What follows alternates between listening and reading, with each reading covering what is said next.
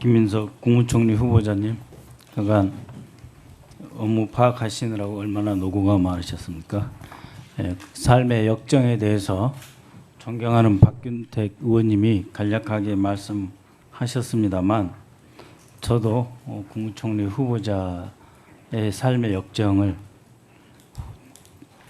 되새겨보면서 어제 저녁에 성경책을 봤습니다. 봤더니 마태복음 6장 34절, 내일 일을 위하여 염려하지 말라.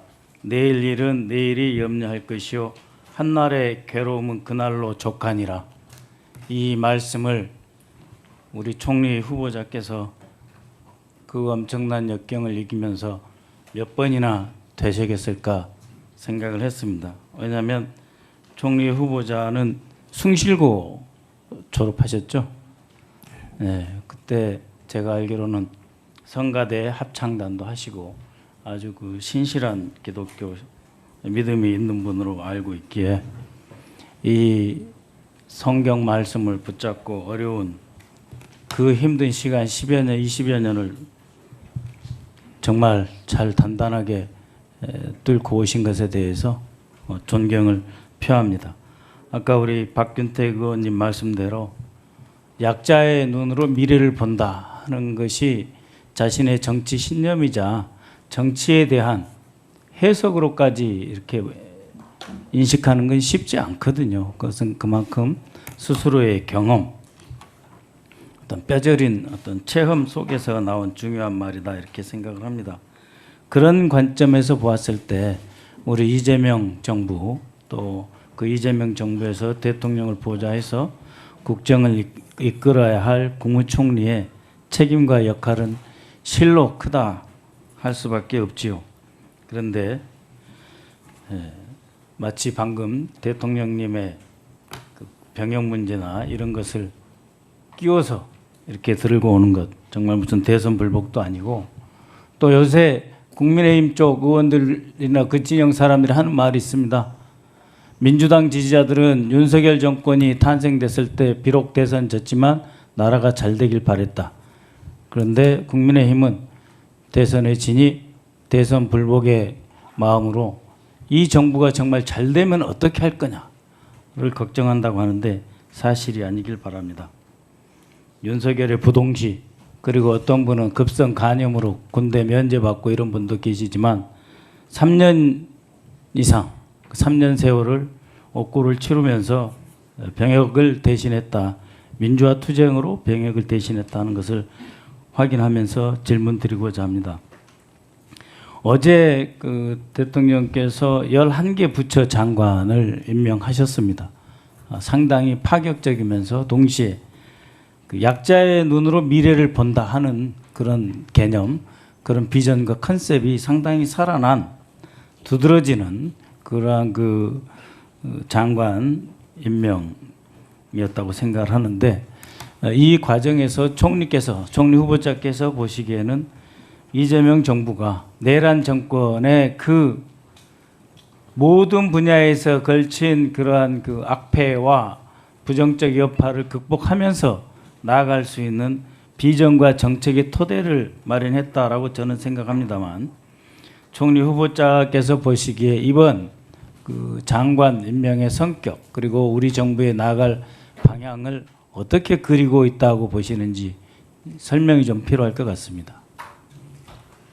네, 우선 아까 앞선 의원님 질의에서 있었던 제가 군에 가지 못했던 것은 1980년대 민주화운동 때문에 근 3년 정도 감옥에 갔던 것, 광주 민주화운동의 진실을 알리는 과정에서 그렇게 되었다 하는 점을 다시 환기시켜 주셔서 감사드립니다. 조금 전에 존경하는 박선원 의원님께서 성경 말씀을 주셨는데, 개인적인 배경상 제가 학교라든가 여러 가지 배경상 기독교적 배경과 그런 믿음이 있습니다만은 지금까지 오는 데 있어서는 그런 특정한 종교라기보다 많은 사회에 좋은 선배나 원로 또는 각 조교의 뜻있는 분들의 말씀이 큰 도움이 되셨다 하는 말씀을 다시 한번 제가 새기면서 앞으로 잘 하도록 하겠습니다. 그 이번에 대통령님께서 발표하신 일부 예. 그 내각 그 예정자들에 대한 것을 보면 첫째는 인사원칙에 대해서 이미 말씀하신 대로 실력 위주로 하겠다라는 것이 이미 드러난 대통령실 구성 등을 포함해서 일관되게 드러나고 있는 것 같습니다. 대통령께서는 또 한편으로는 지금 경제와 민생을 살리는 것이 가장 중요하다고 생각하셔서 기업에서의 경험을 쌓은 분들을 가급적 중시하면서 그분들이 내각에 참여했으면 좋겠다는 생각을 일관되게 하신 것으로 알고 그렇게 인물을 널리 찾아오신 것을 제가 직접 지켜봐서 알고 있습니다. 동시에 국회에서 함께 활동하시던 의원님들도 다수 참여하시게 됐는데 그것은 인수위도 없이 출발해야 되는 그러한 정부의 성격상 국회와 긴밀하게 협력하면서 상당한 리더십을 갖고 활동하는 데 있어서 국회의원들이 결과적으로 보면 잘하더라 이런 평가와 경험에 기초하신 것이 아닌가 싶습니다. 그 외에도 여러 가지가 있겠습니다만은 근본적으로 국민공모제라는 방식을 이번에 제기하고 현재 진행하고 있는 것으로 보여지듯이 어떻게든 정치는 국민이 한다라는 철학에 입각해서 내각도 구성해 가려는 그러한 뜻을 갖고 계신 것으로 알고 있고 민노총 출신의 노동부 장관이 처음으로 이렇게 등장한 것도 이것이 한편으로는 기업의 경험을 중시하면서도 우리 사회의 진보적 목소리를 반영하려는 그러한 균형 감각이 반영된 것이 아닌가 이렇게 생각합니다. 네, 그렇게 그 경제 그리고 미래지향적인 그 부처에 대해서 과감하게 능력 유지에 새로운 인선을 하면서도 동시에 외교, 국방 통일은 매우 원숙한 경제 이런 분을 네, 맞습니다.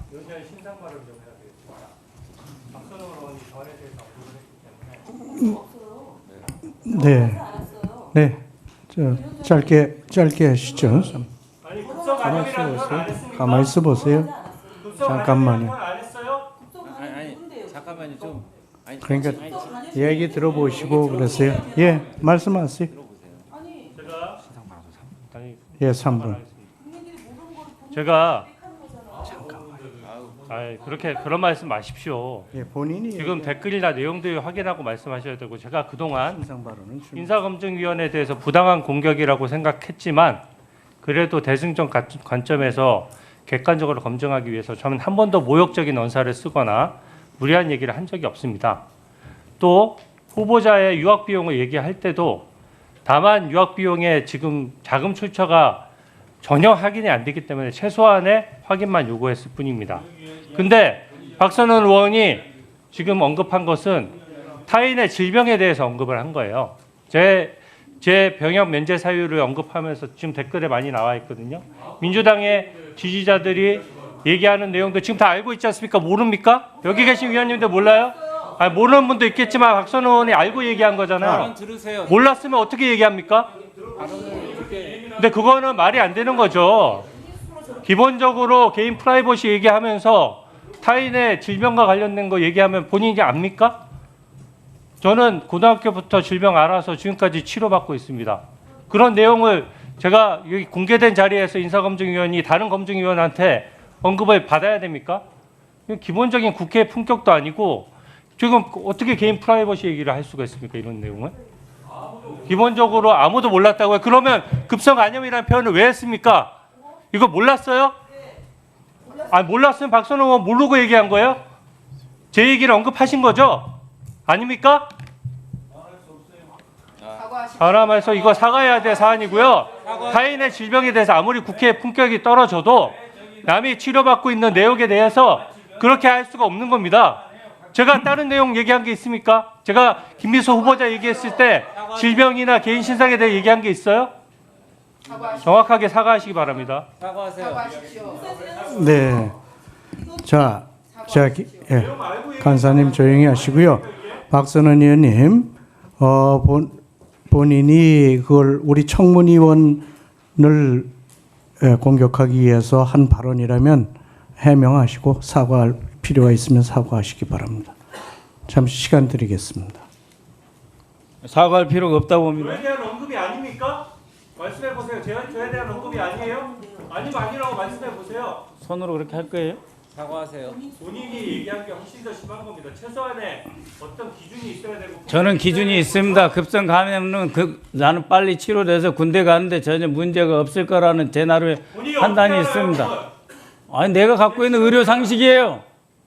자, 그렇기 때문에 내 눈에 있는 들보를 보지 않고 남의 눈에 티끌을 자, 가지고 지적하는 자, 그런 의원님들. 짓을 하지 마세요. 의원님들 조용히 네? 해주시기 바랍니다. 국정 비전과 우리 대한민국이 어떻게 가야 될지 정책에 대한 자, 검증을 박선원 하세요. 의원님 조용히 하시기 바랍니다. 자, 주진 의원님 본인이 뭐 그에 대해서 사과를 못하겠다 이렇게 얘기하셨으니까 그걸로 대신하도록 하겠습니다.